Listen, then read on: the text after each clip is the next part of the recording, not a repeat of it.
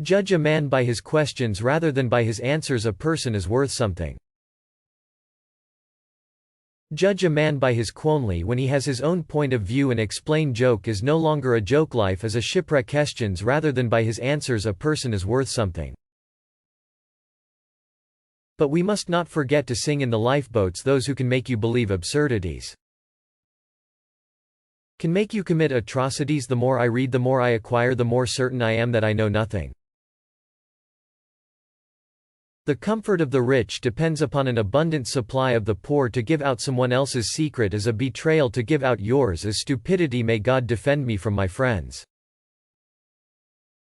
I can defend myself from my enemies. Love truth, but pardon error. I have never made but one prayer to God, a very short one. O Lord, make my enemies ridiculous, and God granted it. I don't know where I'm going, but I am on my way. God is a comedian playing to an audience that is too afraid to laugh. Fools have a habit of believing that everything written by a famous author is admirable. For my part, I read only to please myself and like only what suits my taste. Every man is guilty of all the good he did not do. Dare to think for yourself. Despite the enormous quantity of books, how few people read, and if one reads profitably, one would realize how much stupid stuff